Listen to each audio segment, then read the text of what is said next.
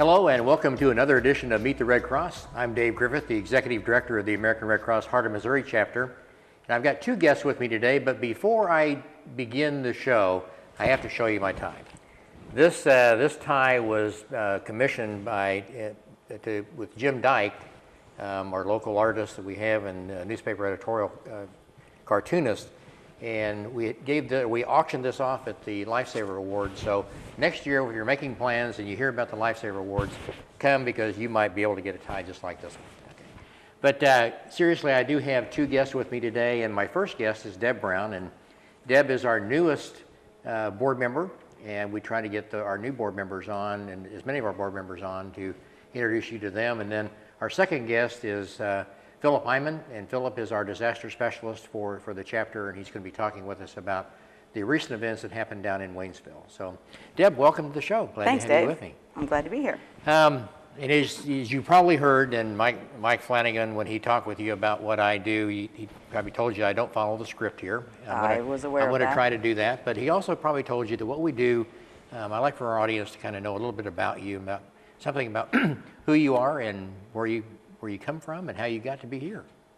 Well, it's kind of an interesting story in a way. I'll try to start at the beginning and fill you in with some of my past, but I was born and I grew up at Lake of the Ozarks. My parents had a construction company there, so I kind of grew up around construction a lot, and the reason I tell you that is down the road that kind of plays into my life throughout what I've done. So went to school at School of the Osage. I went all 12 years there, graduated from high school and went to school at Lincoln University. Got both my undergraduate and graduate degrees there. After I graduated at Lincoln, and my bachelor's degree, I decided that I was going to manage a health club here in Jefferson City. So that's what my original plans were. I had a degree in health and PE and a minor in special education. So I'm managing a health club, and I get a call one day from School of the Osage, from the principal, and he says, "Deb, we need a special ed teacher. It's about a month before school starts." And I said, "There's just no way. I mean, I love the job I'm doing. I don't feel comfortable doing that." So 2 weeks before school starts, he calls again and says, "I need a special ed teacher. Please come talk to me." So I did. I went down to School of the Osage, where I'd gone all 12 years. Of course, just going back home was comfortable. Talking to him and taking a tour, he finally convinced me that I needed to at least give it a try. So I said, "I'll tell you what, I'll make you a deal. I'll teach special ed for a couple weeks, see how it goes, and then if you find somebody, then they can take my spot." Well, 30 years later, I retired. I was at School of the Osage for the full 30 years of my teaching career. Started out teaching special ed. I was in the classroom for about 7 years. Then I got my master's degree in guidance and counseling, once again from Lincoln University, and decided I wanted to be a school counselor. So I was at the elementary level for about 3 years, and the junior high level, I believe, about 7 years, and then high school and upper elementary the last about 10 years, and then I did psychological evaluations for 10 years. And then after you retired from there, you began another career. That's where it really gets interesting. So, yeah, I retired from teaching in June 2008. We opened Prison Brews in April 2008. So after I retired, I was at Prison Brews, and then became the sole owner in January 2009, and I've been there ever since. Opened a coffee shop in October 2010. Brew House Coffee, and so today I have both of those businesses. And because you love construction so much, you decided you're going to continue, and you're opening a new place as well. Well, Prison Brews is expanding into the building next door, and we are going to have bands there on Fridays and Saturday nights, and then during the week it'll be available for like private parties, events, small banquets, that kind of thing. Okay. We're looking forward to that being open. Hopefully in the next month it'll be open to the public. Well, good luck to you. Thanks. Now, you and I have been friends for a while, and Yes. And last year I asked you if you would be on the board, and you said, "Well, I need need a little bit of time to get some things doing, and obviously with the projects you have that are going on, I can see why. But tell us about how you see your role as a board member and what that means to you. Well, obviously I'm relatively new, but I see my job, or not my job, but my involvement being helping the community in any kind of disaster, or if there are people who are in need of, whatever, clothing or places to stay, and to help with that referral. I know when I was teaching, we had families that came to us who had maybe a fire or some type of disaster. And they come to you with that look of hopelessness, helpless. Where do we go? What do we do? And to be able to say to them, hey, we can help you, and to take some of that burden away of thinking, what happens next. So I see that, hopefully, that I will be involved in that way too, to help people, hey, we're going to help you get through this. It'll take a little bit of time, but to take some of that burden, away from families who have had some type of tragedy or disaster. Well, I think that in following up on that question, I think that one of the things that in most people, when they think of the Red Cross, they think, well, I know all about the Red Cross.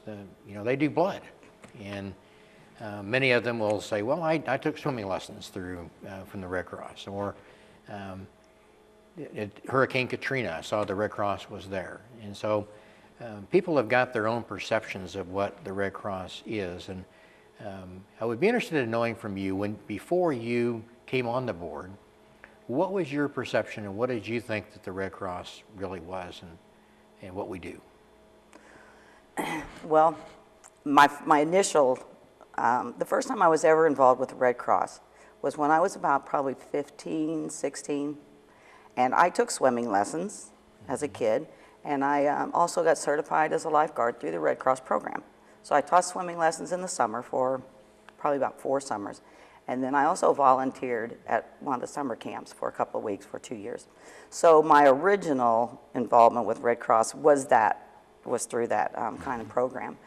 But I have to say, the years have gone by and a lot of things have changed, and I'm like everybody else. You see what's on television, you see the tragedies, you see these big disasters, you see fires, in your local community, and that's really what kind of came to my mind always was, how the Red Cross helps these families, and I'd kind of forgotten the whole big picture of, the things that the Red Cross really does.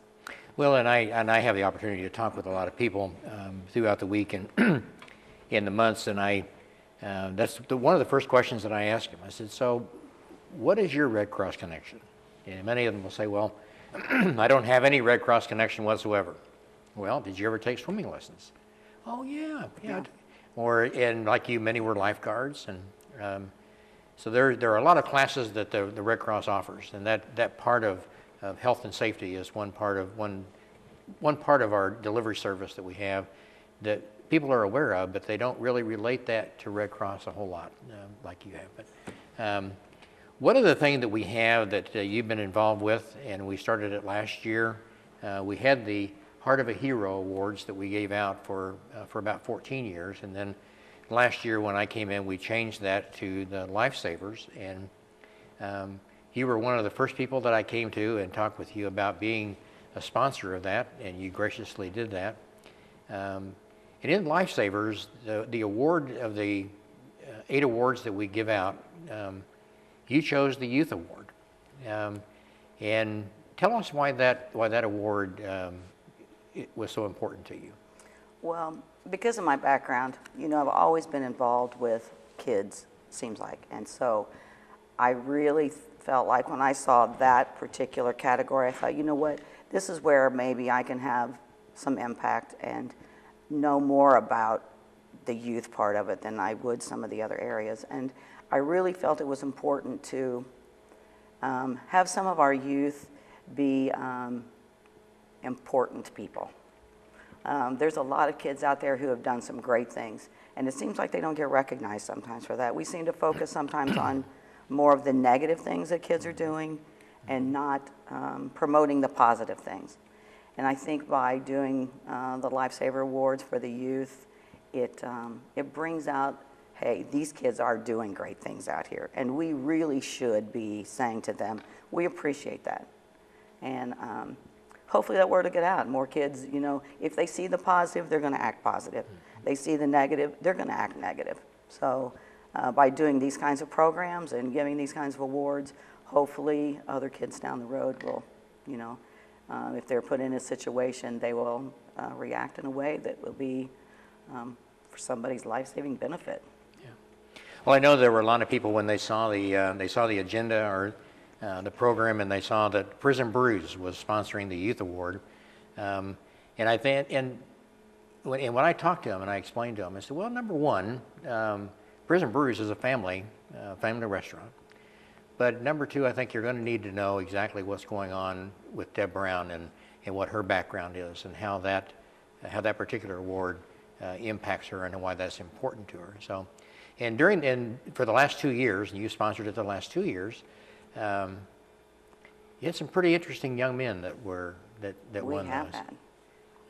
This last recipient was just an awesome young man.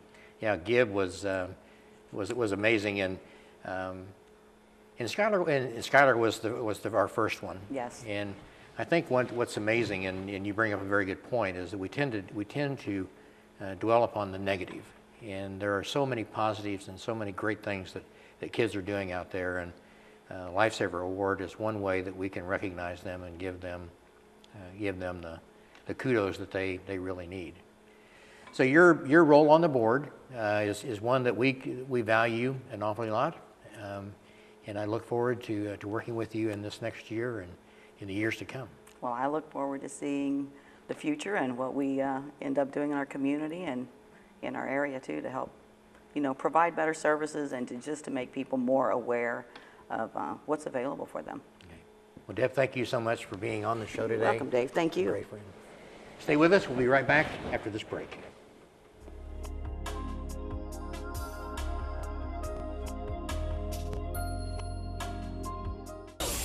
And 30. Oh! Yo, hey, Allison. What's going on? Working on my free throws. Just sung 30 straight. 30? That's not possible. Maybe not possible for you, but I've been practicing. Step back and give me the rock. Okay. Mm-hmm. Nice. 1, 2, 11.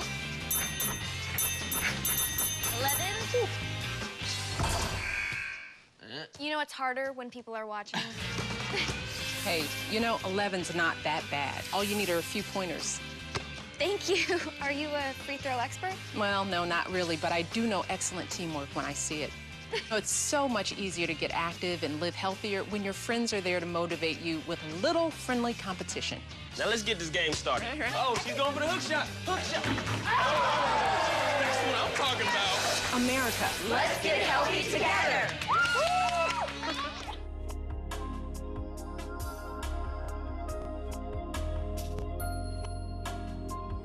Welcome back to Meet the Red Cross. I'm Dave Griffith, the Executive Director of the Heart of Missouri Chapter, and joining us for the second half of our show is Phillip Iman, and Phillip is our disaster specialist for the chapter, and I think he's darn near been on this show as much as I have. We've had Phillip on the show at least 3 times since I've been the Executive Director, and each one of those surrounds an event that he's been directly involved with, and the most recent event that has happened has been with the floods in the Waynesville area.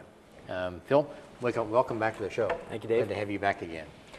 You might just tell us about the events that happened on August the 6th and what progressed after that period of time. Yeah. Well, as most people listening to the weather forecast and stuff when I went to bed, didn't really think a lot about it, but at 3:45 in the morning, the Pulaski County Emergency Management Director, Lawson Smith, called me and said, we need to open up a shelter. We've got flooding here in Waynesville. So that put things into motion right there. And I want to emphasize that point is that we always act on the direction of the local emergency management in that county. So once that we got that call, immediately started calling volunteers in the area, our volunteers in Waynesville. Fortunately, they were available. They went immediately to the place where we store the trailer there, which was the 911 center, very close to the event. There was all a fortunate set of circumstances for us. We were able to respond very quickly. So they took the trailer. We went to the designated shelter site that the EMD and I had agreed upon. And that was at 3:45 when we got the call. By 5 o'clock, we had the shelter open and we're accepting people. So that's just a tremendous response on behalf of the local volunteers there. So we immediately, upon getting the trailer and local volunteers engaged, I started reaching out beyond the area to other volunteers that might be available. So we called volunteers that had certain qualifications. I was looking for someone that could manage the shelter, and then obviously the people that can run the shelter, the different categories such as dormitory and feeding and that type of thing, registration. By, I believe it was 8 o'clock, 8:30, we had a team in place.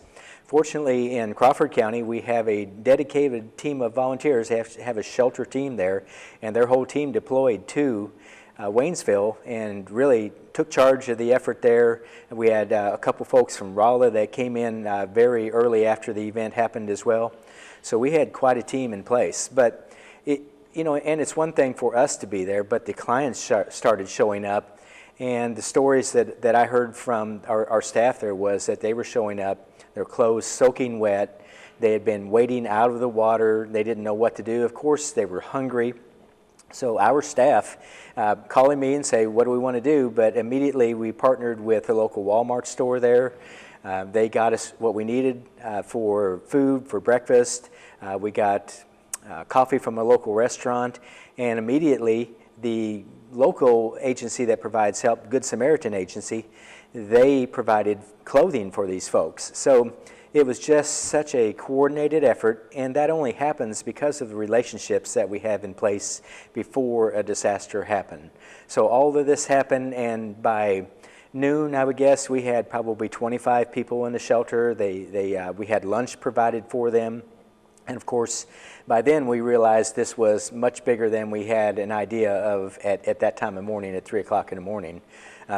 We knew that we were going to be sheltering people overnight, so immediately we're going into our next phase of getting the night staff together and a place for our volunteers to sleep while they were there. So a whole series of events take place, and basically from my end of it's really very easy. I just talk on the phone all day long, collecting volunteers and putting them to use, those relationships that we have in place.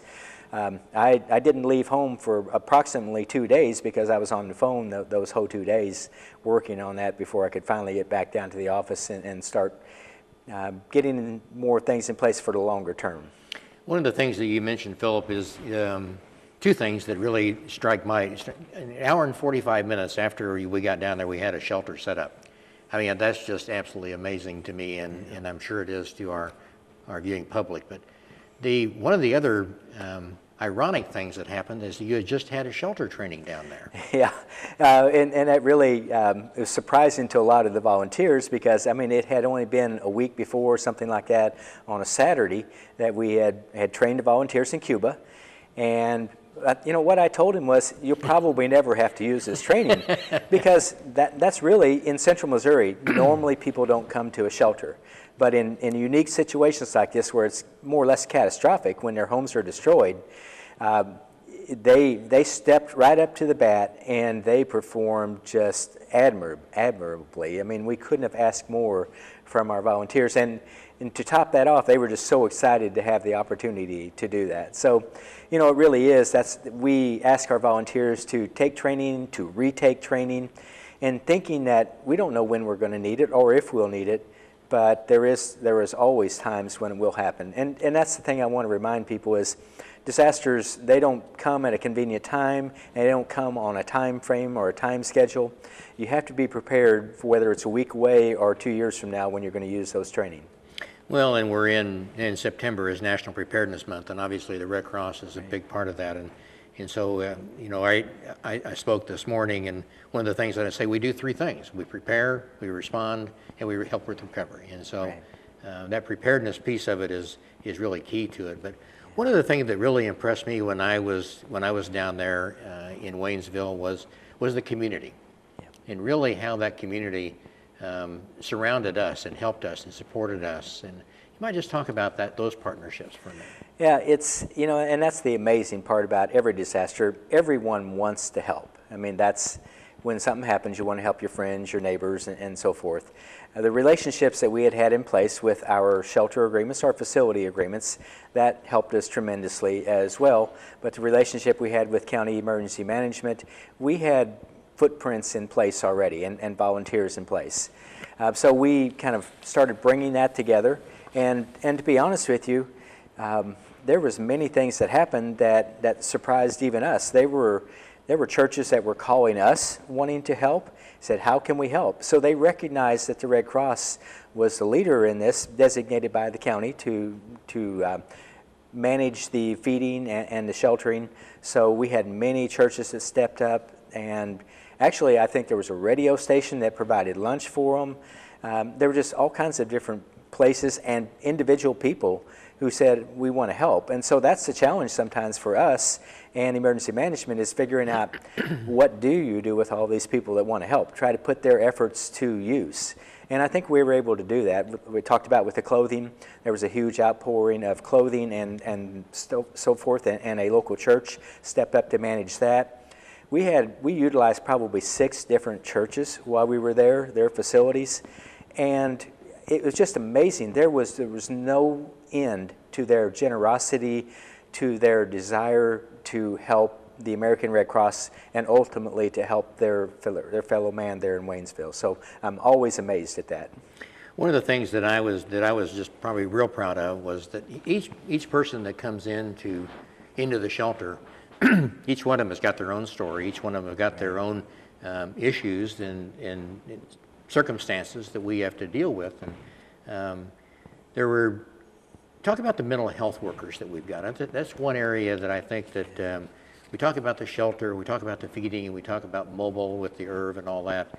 But those mental health workers are a key part of our team, aren't they? Yeah, and actually they're amazing to me as well. I'm so wrapped up in taking care of the response that I rarely get to actually talk to people. But the role of our mental health workers is just to have a conversation similar to what we're doing right now, just how you doing, and by that conversation they're able to make a determination of how that person's going on, and they do that because they've had the training. These are mental health professionals. These aren't people like you and I. All of us have a role in mental health, and that's to try to identify situations, and then we put them on to refer them on to our professionals that can. They kind of do a role of triage. They talk with the clients, and does it take a hug? Does it take just a pat on the back? Does it have a conversation? Or does this client perhaps need more counseling to overcome the situation that they've just encountered? So it really is, it's something that we have to have. Health, mental health, those folks that have had the background, had the training, and that can assess people's needs and then get them. It's all about recovery. And the quicker you can begin that recovery process, the better off all of our clients are going to be. One short story that I want to share, and I don't know if you've heard this or not, but when I got to the shelter, I noticed that at the table where the mental health workers were, there was an elderly lady there. And I went over, Mike Miller, who's the shelter manager, and I said, what's going on here? And because I noticed that both that elderly lady and the healthcare worker were both crying. Yeah. And he said, that woman lost her husband 5 weeks ago. And last night she lost her house and lost everything. And so in a time when she's facing the worst day of her life, she's got somebody there that's able to empathize with her and like you said, to wrap your arms around her and give them a hug and help them. Right. And I'm glad you used that word, empathize, because we don't know how our clients feel, how they're dealing with this situation. And that's another value of our Red Cross workers, and even all of our workers are trained to try to remember that we don't know how a particular client is dealing with their situation. Our goal is to, how can we assist you in this recovery process? So absolutely, our volunteers play a vital role, and our community partners that we bring to bear when these events happen. Well, this particular event, it turned into be a national event, even though it didn't get a lot of national coverage. But just for a few minutes, talk about the partnership that you had with our Southwest region and with some of the other key partners that we had down there in Waynesville and St. Robert. Well, when this event happened, obviously it was in our chapter confines, the boundaries of our chapter, but Pulaski County is right next to the southern Missouri region, and immediately they were calling me wanting to help, and we're trying to figure out, how can we do this? Because normally we try to take care of events ourselves. But very soon into the first day, we realized that this was a big event and we couldn't get people there quick enough to meet all the needs that were being told to us by emergency management that our volunteers on the ground were relaying back to us. So we reached out to our counterparts in Lebanon, actually working out of the Springfield chapter, and they were there right away, brought a great team in, and they were there for the duration as well. So that's another sign of cooperation, collaboration, whether it's within the Red Cross or with partner agencies. And honestly, there were, I think at one time, there were 36 different partner agencies besides the Red Cross that were working on this disaster there. All right, and just in the last minute or so that we've got here, how would you rate how we did there? Well, that's a good question, because I'm all about evaluating myself and our team's performance. I hate to put numbers on things. I think we did an excellent performance, but I will tell you this: there's always room for improvement, because we evaluate what did we do right, what did we do wrong, and what did we learn from this particular event. So when we were well past the scale of average performance there, we did great. Our volunteers stepped up to the plate and met the needs of people affected. I can look back and say, I wish we'd done this, I wish we'd done this or that, but I know that we did a great job, and the folks that were affected by this disaster, they're better off because our volunteers took the time to be there. Well, Phillip, thank you so much for being on the show once again. I hope we can meet under better circumstances on this show, but what you do is key to our chapter, and we appreciate so much what you do. Well, thank you for the opportunity, and I just want to thank all the volunteers and the people who support the American Red Cross. Yeah. They all make it possible. Amen. Well, thank you for being with us on this edition of Meet the Red Cross, and we've been talking a lot about volunteers, and if you would like to see how you might be able to help and to volunteer with the American Red Cross, you can stop by our office at 431 East McCarty Street, or you can give us a call at 635-1132. Until next time, thank you, and thank you for your support of the American Red Cross.